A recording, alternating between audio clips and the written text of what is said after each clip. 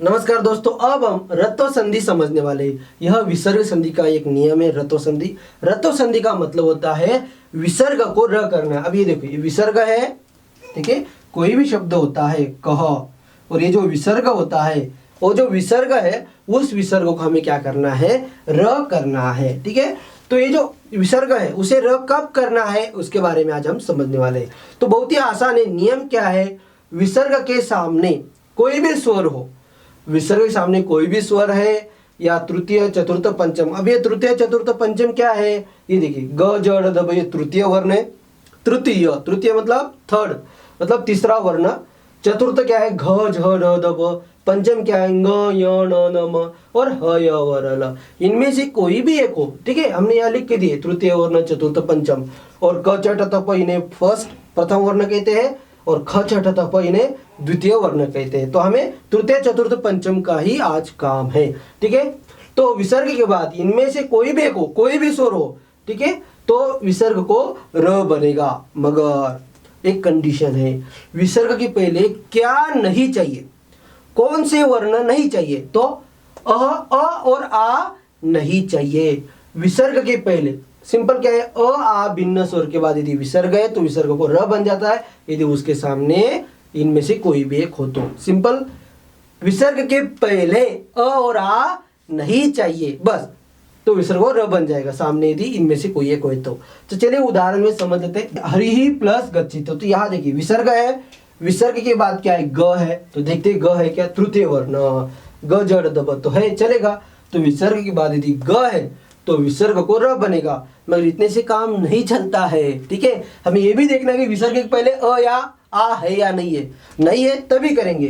तो देखिए विसर्ग के पहले क्या ई है, अ आ नहीं है, तो हम अभी विसर्ग को र कर सकते हैं। तो ध्यान में रखना है, विसर्ग के पहले यदि अ आ इनमें से कोई भी एक है तो हम यहाँ र नहीं करेंगे। अभी विसर्ग के पहले क्या है, ई है, हरि ही ई है, इसलिए इस विसर्ग को बन जाएगा र। यहां सिर्फ हम विसर्ग को र कर रहे हैं, ठीक है। तो कैसे करेंगे, हरीर, ठीक है, हरीर, ठीक है, ये र आ गया, विसर्ग हट गया, हरीर प्लस ग छ ती, ठीक है। और दूसरी बात ध्यान में रखना है, र के बाद कोई भी व्यंजन है, र के बाद कोई भी व्यंजन है, ये जो र है उसके ऊपर चला जाता है। तो कैसे जाएगा ऊपर, हरि। तो जब हमें उसे उसके ऊपर डालना है तो सबसे पहले हम वो शब्द लिख लेंगे, वर्ण लिख दिया हरीर, तो अभी ये इसके ग के ऊपर डाल दिया, हरीर ग छ ती, ठीक है, हरीर गच्छति। तो इस तरह से एक उदाहरण हुआ। साधु प्लस इच्छति, अभी हमने यहाँ एक स्वर का उदाहरण लिया है, स्वर का, ठीक है। तो विसर्ग है, विसर्ग के बाद ई है, मतलब विसर्ग के बाद स्वर है, चलेगा। मगर विसर्ग के पहले अ आ नहीं चाहिए, अ या आ में से कोई एक नहीं चाहिए। तो देखते हैं, विसर्ग है, विसर्ग के पहले क्या है, ऊ है, तो चलेगा, फिर कोई प्रॉब्लम नहीं है। तो विसर्ग को बन जाएगा र बन जाएगा, विसर्ग को र, क्योंकि सामने इनमें से कोई एक है तो स्वर है, चले कोई भी स्वर है, ठीक है। तो इस विसर्ग को बन जाएगा, क्या बनेगा, र बन जाएगा। तो किस तरह से, साधुर प्लस र प्लस ई छ ती, ठीक है। तो बाद में इसे जोड़ देंगे,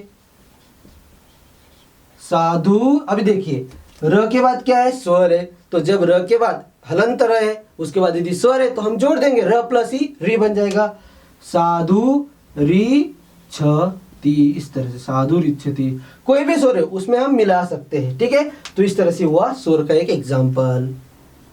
तैहि प्लस भक्ष्यते, तैहि भक्ष्यते, ठीक है। ये पैसिव वॉइस का सेंटेंस, उससे कोई हम लेन देन नहीं, हमें संधि करना है, ठीक है। उनके द्वारा खाया जाता है, ऐसा उसका मीनिंग हो जाता है। तैहि, देखिए विसर्ग है, विसर्ग के बाद भ, तो देखिए भ कहाँ आता है, चतुर्थ वर्ण है, घ झ ढ ध भ, ठीक है, चतुर्थ वर्ण चलेगा। इनमें से कोई भी हो तो हम विसर्ग को क्या करेंगे, र करेंगे। मगर विसर्ग के पहले अ या आ नहीं चाहिए, अ या आ भिन्न स्वर कोई भी हो। तो यहाँ क्या है, विसर्ग के पहले क्या है, ऐ है, तो चल जाएगा, कोई प्रॉब्लम नहीं। तो विसर्ग को हम र कर देंगे। और ये र उसके ऊपर चला जाएगा, तैर, ऐसा कर देते हैं पहले, तैर भक्ष्यते, भक्ष्यते, तो जोड़ देंगे, तई, र उसके ऊपर चला जाएगा, सामने के ऊपर, तैर भक्ष्यते, तैर भक्ष्यते, इस तरह से उदाहरण बन जाता है। ठीक है। जनैः नम्यते, जनैः नम्यते, देखिए हमने यहाँ एक पंचम वर्ण का उदाहरण लिया, ङ य ण न म, ठीक है, इनमें से न का लिया है, तो विसर्ग है, विसर्ग के बाद न, मतलब पंचम वर्ण है, कोई भी हो चलेगा, ठीक है, पंचम वर्ण, और विसर्ग के पहले ऐ है, ठीक है, अ आ या आ नहीं है, तो विसर्ग को बन जाएगा र।